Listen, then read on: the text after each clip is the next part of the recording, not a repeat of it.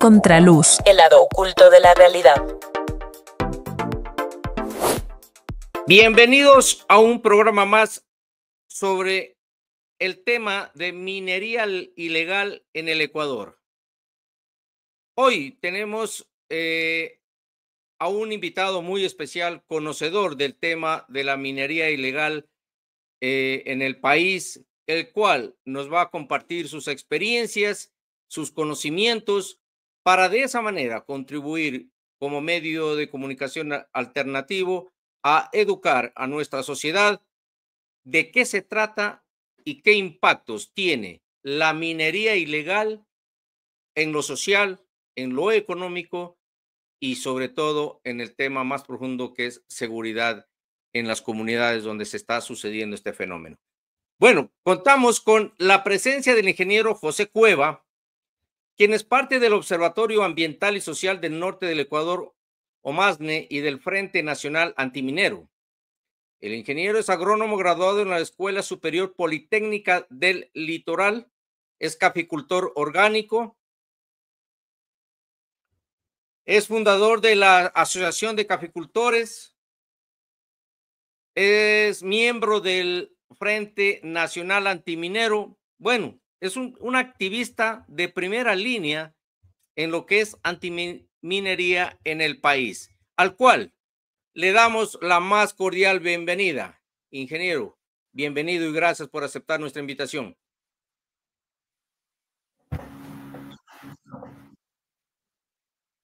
Muy buenas tardes, un gusto y muchas gracias por la invitación. Gracias, ingeniero. Bueno, queremos acudir a sus conocimientos, que nos instruya de cuál es la diferencia entre la minería legal y la minería ilegal, hablando obviamente sobre el impacto ambiental. ¿Acaso las dos no son las mismas, no causan el mismo impacto, ingeniero? Ya, muy bien, es una pregunta muy interesante porque justamente en estos tiempos se quiere desde los sectores interesados, básicamente la Cámara de Minería, que es la representación de las empresas internacionales en el Ecuador, se quiere presentar ante la opinión pública una falsa dicotomía de que si no hay la minería legal, lo que viene es la minería ilegal, lo cual es una falsedad, es una distorsión de la realidad absoluta. La minería legal en el Ecuador ha avanzado totalmente, prácticamente sin ningún tipo de restricción desde hace ya más de 15, 16 años. Hoy por hoy se ha concesionado más de 2 millones de hectáreas del país a las famosas empresas mineras así llamadas legales. De esto, pues tenemos al menos 2 minas de gran escala ya funcionando y muchísimos proyectos de exploración, muchos de ellos ya en fase terminal, listos para empezar la etapa de explotación. Entonces, decir que esta minería evita la minería ilegal no tiene sentido porque mientras se ha entregado 2 millones de hectáreas para la minería legal, hemos visto cómo al mismo tiempo, paralelamente, la minería ilegal avanza incluso en las mismas concesiones de las empresas formales. Le doy un ejemplo concreto. Acá en Buenos Aires, en la provincia de Imbabura, hay 2 concesiones mineras que pertenecen a una transnacional australiana, Hanrain, y es justamente donde están los frentes de minería ilegal. El tema es que esto no es fortuito, es decir, en algunos casos las mineras legales trabajan junto a las mineras ilegales para favorecerse, digamos, el ingreso que hacen las mineras ilegales a la fuerza, para instalarse en el territorio, y una vez que esto está instalado, las mineras, entre comillas, legales continúan sus trabajos. Incluso en zonas como Buenos Aires se ha podido comprobar que, por ejemplo, la gente que da seguridad a la minería legal es la misma que da seguridad a la ilegal. Entonces hay una vinculación totalmente estrecha y relacionada. El crecimiento de la minería ilegal es básicamente proporcional al crecimiento de la minería legal. Entonces, el gran problema no es el apellido que le pongamos a la minería, si es legal o ilegal, sino el problema es la actividad en sí, la actividad extractiva, que sea cual sea, legal o ilegal, tiene unos impactos gigantescos sobre la economía nacional, sobre la sociedad y sobre el medio ambiente. Cada uno de estos tipos de impactos han sido ampliamente detallados por estudios científicos a nivel mundial que demuestran que efectivamente en países como el nuestro, un país, ya ni siquiera podemos hablar de en vías de desarrollo, sino un país, casi un estado fracasado en el cual estamos hoy día, este tipo de actividades lo único que hacen es profundizar las brechas, la desigualdad, la corrupción, el autoritarismo, la violencia y, por supuesto, la destrucción ambiental. Entonces, ponernos a decir que la una contamina más que la otra realmente no tiene prácticamente ningún sentido. En la práctica, las dos van de la mano y los efectos son prácticamente los mismos. Así es, Tito. Podemos acotar a eso, ingeniero, que la minería, sea legal, ilegal, causan el mismo impacto ecológico, sobre todo en lo que a daño se refiere a la naturaleza que poseemos. Mire, la minería llamada ilegal. Acaba 300 hectáreas, en estos momentos acaban 300 hectáreas en el territorio quichua. Se las fulminaron prácticamente, las 300 hectáreas de vegetación de selva en el territorio quichua. ¿Qué papel cree que juega el Estado ecuatoriano en el avance de este tipo de minería ilegal? ¿Hay omisión, complicidad o falta de capacidad para manejar este tema? Claro, ahí está usted dando en el clavo del asunto, ¿no? ¿Por qué avanza la minería ilegal? Esa cifra de 300 hectáreas realmente es nada, se queda corta en realidad. Estamos hablando de cientos de miles de hectáreas ya devastadas por la minería ilegal. Lastimosamente, el Estado ecuatoriano no presenta hasta el momento una evaluación verdadera de los impactos de la minería.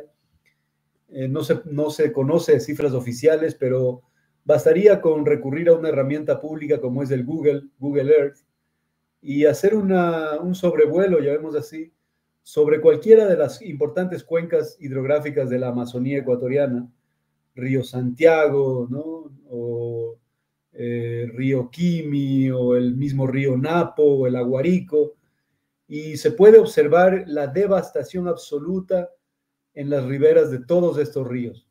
Y si se hace un muestreo así al ojo, se puede constatar que estamos hablando de cientos de miles de hectáreas devastadas por esta minería, que tampoco se puede distinguir si es legal o ilegal, porque si usted mira el catastro minero va a descubrir que prácticamente todas estas regiones están concesionadas, es decir, existen concesiones mineras sobre todos estos territorios, y es el Estado quien tiene que decirnos dónde está la ilegal y dónde está la legal, entre comillas, en territorios que el Estado mismo ha concesionado. Ahora, ¿por qué se da esta situación? ¿Por qué la minería ilegal avanza a vista y paciencia de todo el país? Es justamente porque existe una vinculación, hay una alianza tácita entre el Estado ecuatoriano y la minería ilegal. La minería ilegal no podría avanzar si no existiera, digamos, la anuencia de los organismos de control, tanto del área ambiental como del área minera, como de los aparatos de seguridad pública, tanto policía como ejército, quienes deberían estar controlando esto, pero hemos visto ya sin sorpresa, digamos, cómo han sido encausados y sentenciados funcionarios de la Agencia de Regulación Minera, funcionarios policiales, oficiales y tropa del ejército, incluso mandos medios del ejército. En los días pasados vimos cómo una terrible matanza que ocurrió en el sector en el Napo, ¿no? En el sector del Punín, 11 militares asesinados, y luego se supo que se había filtrado la información, ¿no? Si se filtra la información en el ejército es porque hay, digamos, una fuerte infiltración tanto de mineros ilegales como de grupos delincuenciales en el propio ejército ecuatoriano. Entonces, se puede decir tranquilamente que con seguridad hay una complicidad del Estado ecuatoriano, que es lo que ha permitido pues que esta actividad ilegal, destructiva, depredadora, avance de la manera como ha avanzado en el Ecuador. Y lo peor de todo es que no se queda ahí, es decir, la complicidad no solo es del Estado ecuatoriano, hay un entramado empresarial alrededor de la minería ilegal, que no se habla de esto, que la prensa corporativa no lo menciona siquiera. Se trata de vender la idea de que la minería ilegal solo son pequeños invasores y los grupos delincuenciales, pero en realidad hay que cuestionarnos dónde se lava el oro ilegal. Son más de $1.000 millones al año, $1.000 millones al año de oro ilegal que se exporta, y cuando se exporta ya se exporta lavadito, ya no es ilegal. ¿Dónde se lava ese oro, mi estimado Tito? Entonces, ¿cuál es la vinculación de la banca? Cifras impresionantes, cifras impresionantes. Exacto, exportadores oficiales, exportadores legales de oro están vinculados, la banca privada y la banca pública. Pero no solo eso, Tito, para extraer ese oro ilegal hay una ingente cantidad de maquinaria y equipamiento necesario. Estamos hablando de miles de retroexcavadoras trabajando para la minería ilegal, no cientos, miles. Se estima que pueden ser más de 20,000 retroexcavadoras trabajando en los territorios donde opera la minería ilegal. Mire usted, ingeniero, y a nosotros, a la ciudadanía nos dicen que no pasan de unas 300 o 400 retroexcavadoras en el país.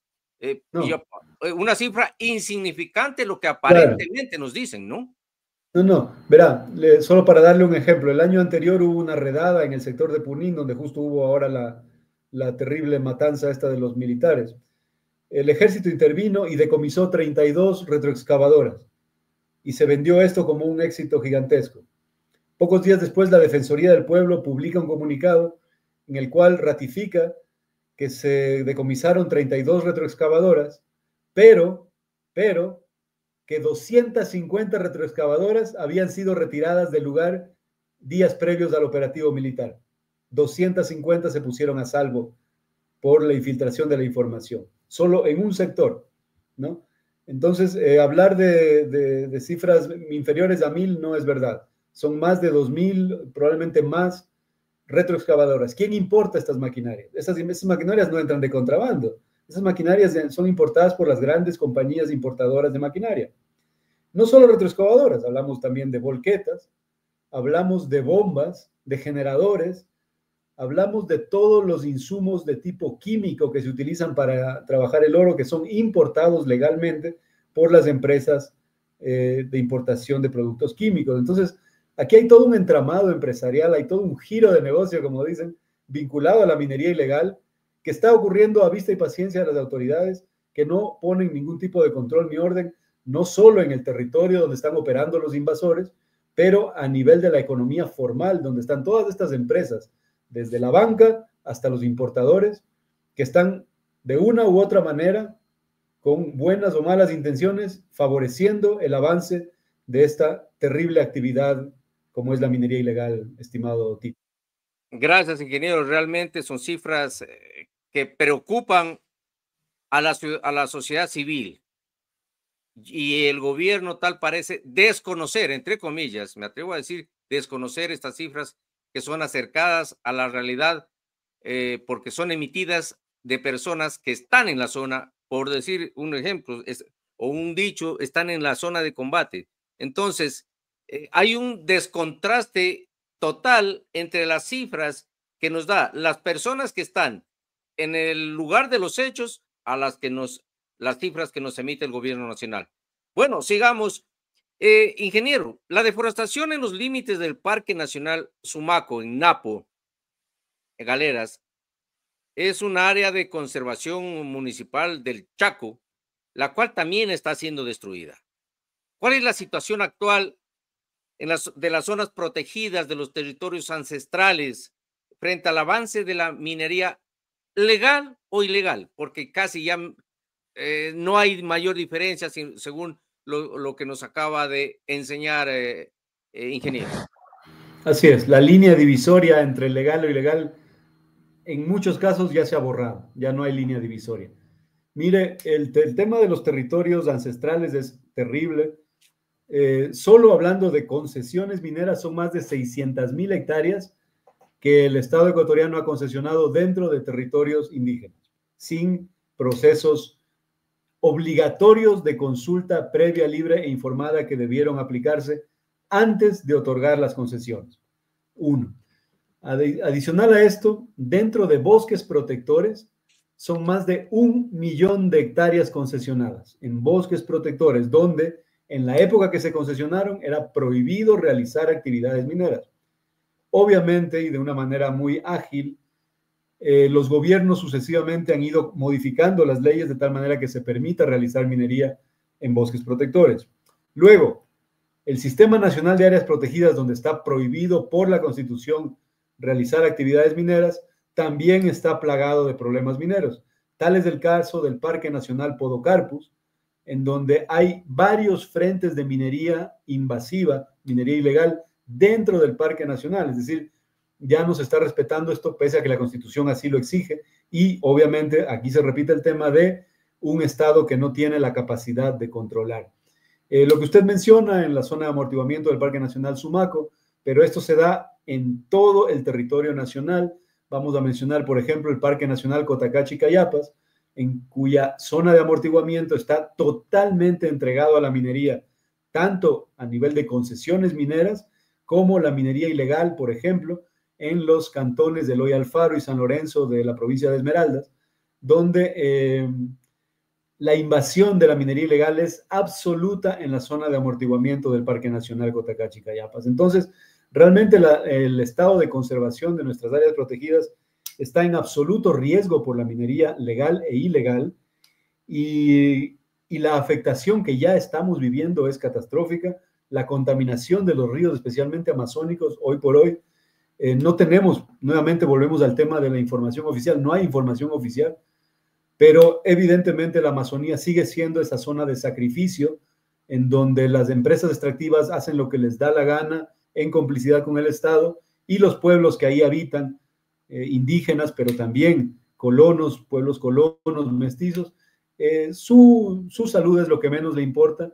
La contaminación del agua, que es lo fundamental, hoy por hoy en la Amazonía es terrible, ingeniero, lo que está pasando. Sí, justamente ese es un tema que lo íbamos a atacar en este momento. Tenemos un mapa de la base del aumento de la minería ilegal en la zona de Punino, la cual está con color rojo. Este dato es oficial del 2024, para ser exactos. Pero usted, que hace el trabajo de campo, ingeniero, en términos ambientales, ¿cuáles son los principales daños que se han identificado en las zonas afectadas por este tipo de minería? Insisto, vamos a desaparecer el término legal o ilegal, porque el daño es el mismo. O quizá uno es peor que otro, pero la similitud es igual. Claro, la principal afectación, bueno, digamos, en orden de magnitud, tenemos un nivel de deforestación gigantesco sobre las riberas de los ríos en algunos casos y sobre el territorio en general. La deforestación va acompañada de la remoción o el movimiento de la capa superficial del suelo, que genera erosión, y luego al extraer el material mineralizado del subsuelo, de las capas superficiales o profundas, estos estos minerales, una vez que son tratados, generan una gigantesca cantidad de desechos.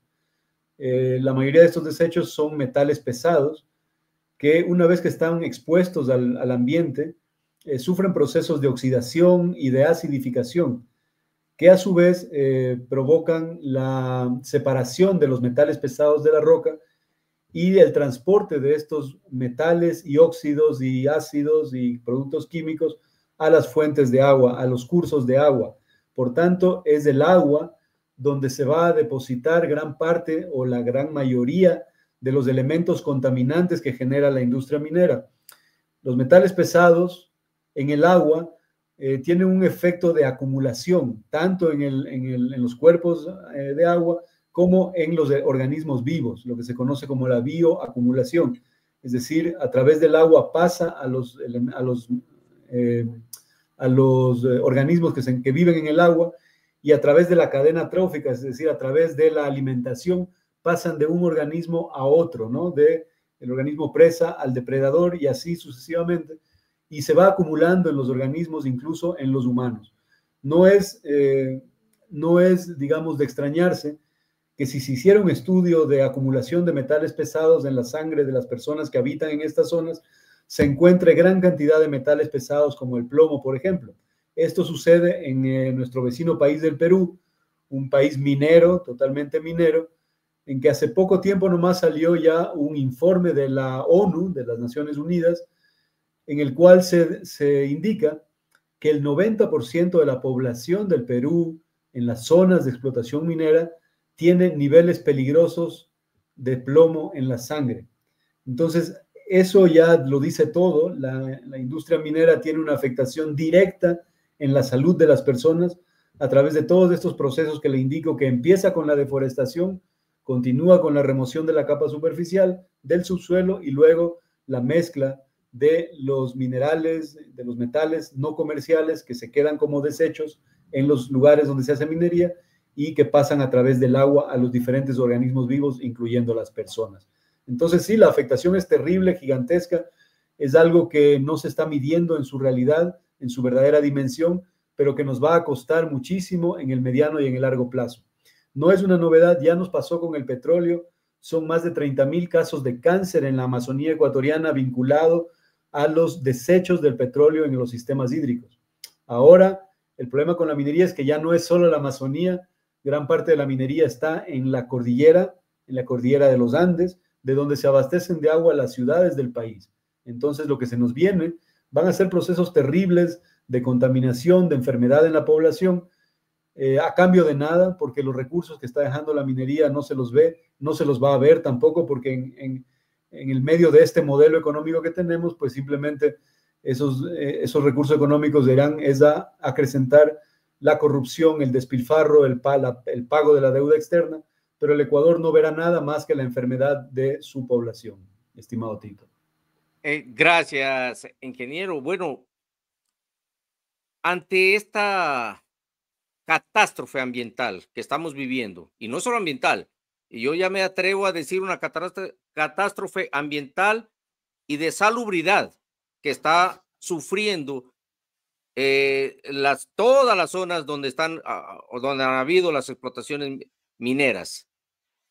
El Frente Nacional Antiminero ante esta situación ha recibido alguna respuesta de las instituciones públicas o privadas frente a las denuncias que ustedes han hecho, ingeniero.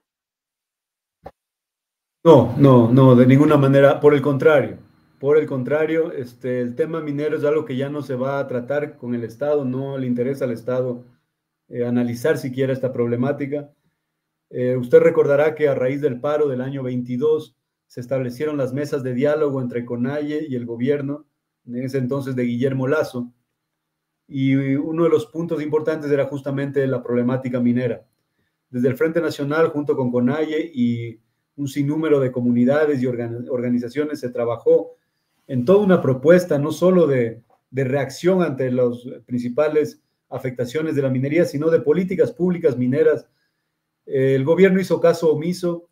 Esas negociaciones se llevaron en la curia con digamos, la veeduría de la iglesia, y eso se puede constatar. El Estado no asumió nada, por el contrario, luego ya hasta cayeron presos los ministros. Ahí hay un ministro Vera que todavía creo que está en la cárcel por corrupto. Con esa gente nos tocaba sentarnos, imagínense usted qué vergüenza. Ese es el Estado ecuatoriano, lastimosamente, y esperar que de parte de ellos haya alguna apertura a tratar estos temas es realmente una ingenuidad pensar. Por el contrario, lastimosamente, como ya le mencioné, hay esta vinculación entre el Estado y la minería ilegal, pero también hay una situación, una suerte de complicidad con la minería legal, a nivel de que, por ejemplo, la familia del actual mandatario tiene inversiones mineras en empresas que hoy por hoy manejan cerca del 20% del catastro nacional. Entonces, cuando uno habla del gobierno ecuatoriano, habla de actores concretos que vienen a ser como juez y parte en el tema minero. Por tanto, para nosotros, en realidad, esperar del gobierno del Estado ecuatoriano una reacción positiva a favor de las comunidades es imposible, porque son parte de la industria minera extractiva, tanto legal como ilegal. A las comunidades lo que les queda es resistir, aguantar. Lastimosamente están siendo vulnerados los derechos en todos los territorios, criminalizada la gente de las comunidades, y frente a eso, pues la gente lo que está es resistiendo, defendiéndose, pero con dolor vemos cómo estas actividades destructivas avanzan ante la impasividad del Estado, la complicidad del Estado, digamos así, y la impasividad de la sociedad ecuatoriana. Justamente sobre esta misma línea de conversación que estamos teniendo, ingeniero, el rol de las comunidades locales, de las rurales, de las indígenas, en la defensa del agua y de su territorio, ¿cuál es el protagonismo que están haciendo? ¿Cuál es su posición en base en la defensa del agua, especialmente de su salud y de sus territorios? ¿Cómo Sí, lo están haciendo? en general, digamos, se puede evidenciar que el pueblo ecuatoriano, digamos, en general, tiene una conciencia, tiene una vocación, digamos, hay como una conciencia colectiva que permite o le impulsa a proteger, a cuidar los recursos de la herencia para las futuras generaciones. Es así que, por ejemplo, varias consultas populares han sido ganadas abrumadoramente por las tesis a favor de la defensa del ambiente, a favor de la defensa del agua. Le doy el caso, por ejemplo, la consulta popular nacional que prohibió la minería en áreas protegidas. Posteriormente, las consultas populares de Quirón y Azuay en contra de la minería en fuentes de agua. La consulta popular por el Yasuní. La consulta popular por el Chocó andino en contra de la minería. Es decir, el pueblo ecuatoriano se viene pronunciando año tras año básicamente a favor de conservar, de cuidar los recursos, los bienes comunes para el futuro. Todos estos intentos de los ecuatorianos de precautelar esos bienes han sido sobrepasados por el Estado, haciendo caso omiso de las decisiones populares. Es así que, como ya le mencioné, tenemos minería en áreas protegidas, tenemos proyectos mineros justamente en el Azuay, donde se prohibió la minería, tenemos proyectos mineros en el Chocó andino, donde el pueblo de Quito se pronunció en contra. Es decir, y en el Yasuní, pues no han parado las actividades petroleras. Es decir, no importa que el pueblo se pronuncie, el Estado hace lo que le da la gana, pasa por encima de la voz popular, obviamente impulsado por el poder de las empresas transnacionales. Entonces, es una situación terrible porque prácticamente el país está siendo rehén de estas empresas internacionales que son básicamente las que deciden, las que mandan. Usted hace poco estaba poniendo ahí una foto en la cual sale la famosa tía Isabelita, ¿no? Dueña de esta empresa Adventus. El grupo NOVA, digamos, grupo Novis, es dueño de esta empresa Adventus Mining, que como le menciono, maneja cerca del 20% del catastro nacional. Entonces, obviamente, esos poderes económicos son gigantescos frente a la población que no tiene ningún poder económico, es decir, no hay una igualdad, es una lucha de David contra Goliat. Entonces, es lamentable ver lo que está sucediendo y realmente como sociedad civil podemos seguir impulsando referéndum, votaciones, actividades de resistencia, pero el poder está pasando por encima de las poblaciones a todo nivel, ¿no? Con una vocación totalmente antidemocrática, autoritaria, para favorecer sus grandes negocios, básicamente. O sea, no hay que darse las vueltas, ¿no? Aquí lo que manda es la plata. En efecto, ingeniero, hay muchas zonas en donde consideramos que la población está dividida entre aceptar un empleo minero o defender el medio ambiente. Usted está en el lado de defender el ambiente, la naturaleza. ¿Cómo se puede construir conciencia ambiental y al mismo tiempo garantizar alternativas económicas para que la gente no se vea obligada a irse a trabajar en las minerías y de esa forma, de forma indirecta, contribuir al desastre ecológico que está viviendo el país, ¿no? Y casi yo me atrevo a decir que muchos países en Latinoamérica, pero enfocémonos en el nuestro. Claro, o sea, es realmente penosa la situación, es comprensible también, o sea, no es culpa de la población que acude, que se ve en la necesidad de recurrir a la única opción que tiene, en este caso algunos lugares, a los trabajos en la minería. Pero digamos, eso es mínimo, ¿no? La minería no es una fuente, una gran generadora de ingresos de puestos de empleo. En países de tradición minera, con una economía centralizada alrededor de la minería, como Chile o Perú, por ejemplo, la minería genera menos del 1% de del empleo nacional. Es decir, la minería no es un gran generador de empleo. Sin embargo, en las zonas donde está interviniendo hoy día la minería, hablemos de la minería así llamada formal, lo que hay es una suerte de impulso a la división de la comunidad a través justamente de las ofertas de empleo. Lo que se está haciendo es generando una especie de dependencia de una parte de la comunidad hacia las empresas mineras, y esto a su vez crea una división interna que termina siendo el rompimiento del tejido social, y es un suelo fértil para que estas empresas tomen el control de los territorios. Esa es la idea del proyecto transnacional minero que se ha implantado en el Ecuador y en muchas partes del mundo, es que los estados pierdan total control sobre el territorio. Son proyectos que atentan contra la soberanía nacional, ¿no? La minería, tal como está planteada en el Ecuador, es un proyecto absolutamente neoliberal, ¿no? Diseñado desde organismos multilaterales como el Banco Mundial, quienes han generado estos modelos empresariales en los cuales el Estado pierde totalmente la soberanía sobre el territorio. Son las empresas quienes pasan a ser prácticamente el Estado, son las empresas las que proveen de obra pública, de carretera, pagan a los médicos, servicios de salud, etcétera, obviamente a un nivel absolutamente precario, pero son quienes, lo poco que hay en el territorio, son las empresas las que dan. El Estado es una suerte de abandono absoluto, deliberadamente, porque mientras más pobreza, más abandono hay en el campo, más fácil es para estas empresas tomar posesión del territorio. Entonces, claro, estamos enfrentados a un modelo de sociedad, un modelo de Estado que no está velando por la soberanía, por el sector campesino, por los pobres, sino velando por los grandes intereses de las empresas transnacionales.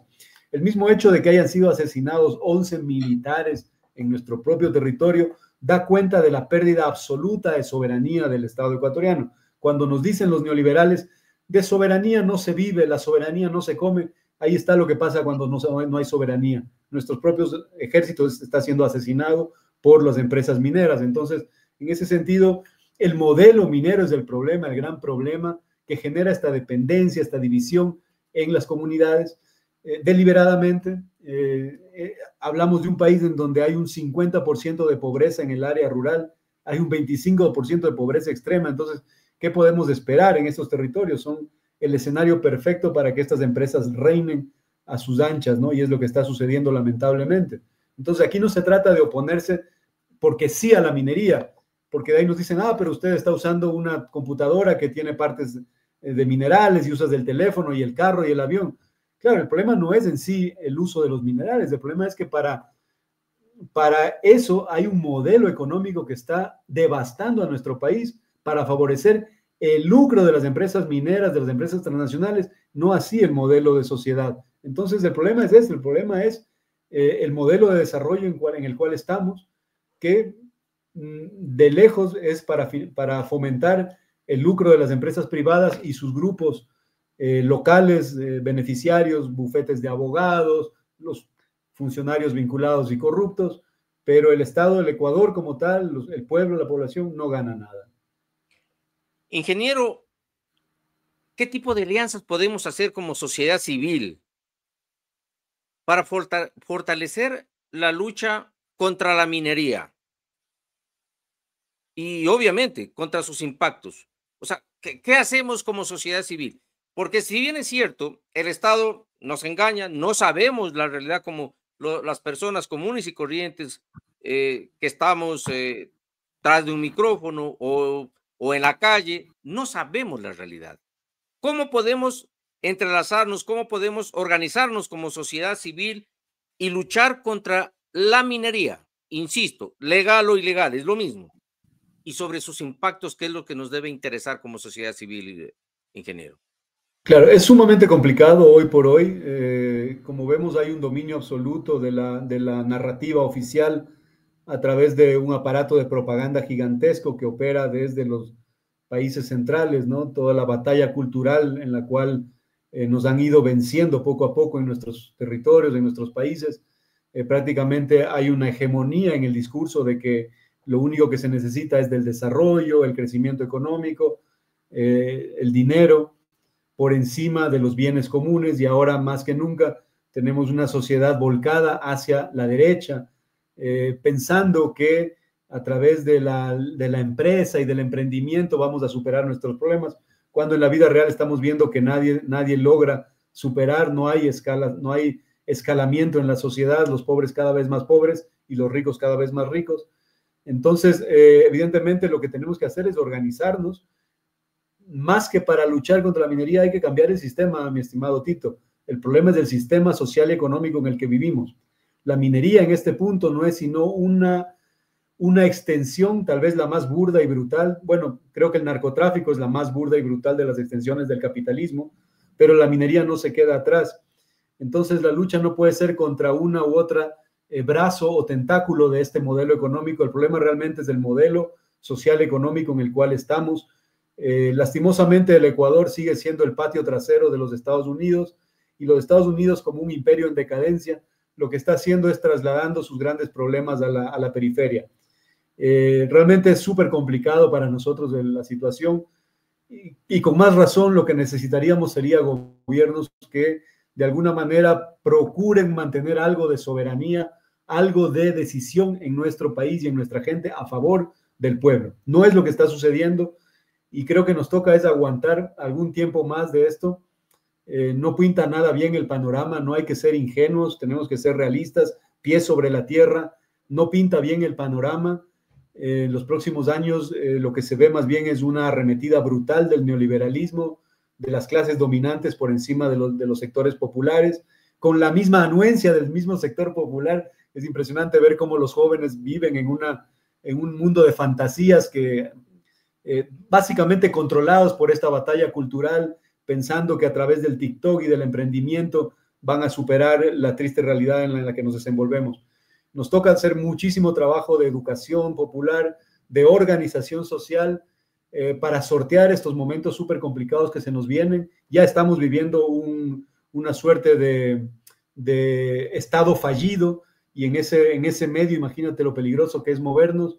Nos toca aguantar, nos toca resistir algunos años seguramente, y en ese transcurso pues hay que irnos educando, hay que ir formando conciencia y organización de base, Tito. Sí, estimado ingeniero, muy sabias sus palabras. Bueno, queremos finalizar esta entrevista y gracias por su tiempo. No sin antes comprometerlo a que tengamos otra conversación en otro momento cuando el caso lo amerite, porque queremos como medio alternativo seguir profundizando esto del tema de la minería, para que la ciudadanía, la población civil, tengamos conciencia de qué se trata, qué impactos tienen en lo ecológico, en la alimentación, en la sociedad.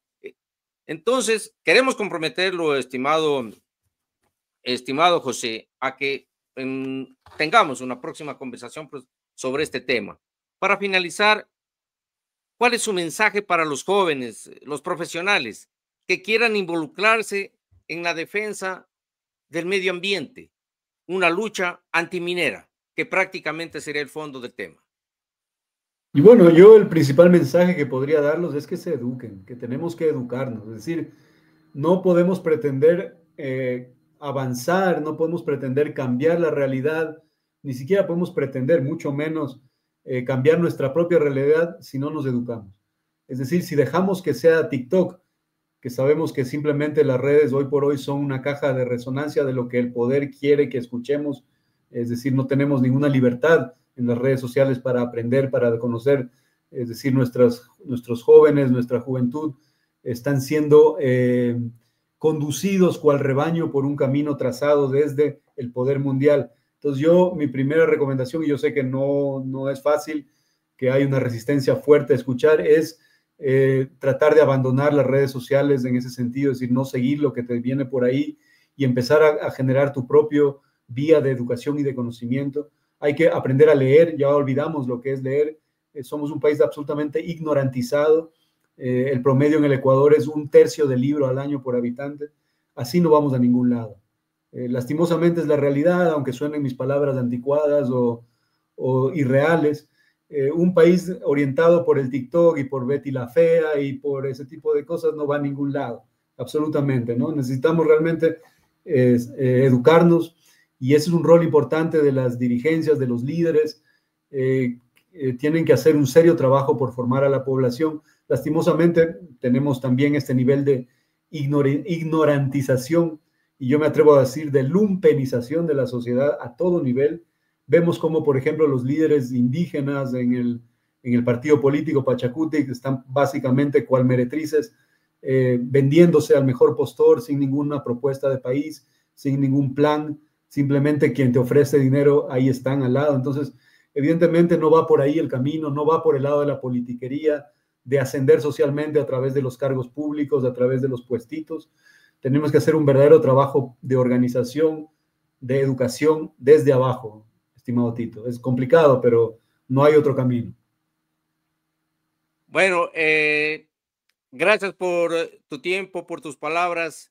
Estuvo con nosotros el ingeniero José Cueva, dándonos a conocer su perspectiva desde el Frente Nacional Antiminero, del cual forma parte el ingeniero Cueva, a lo cual le agradecemos y será hasta la próxima.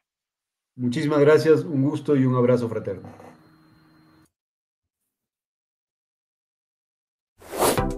Contraluz, el lado oculto de la realidad.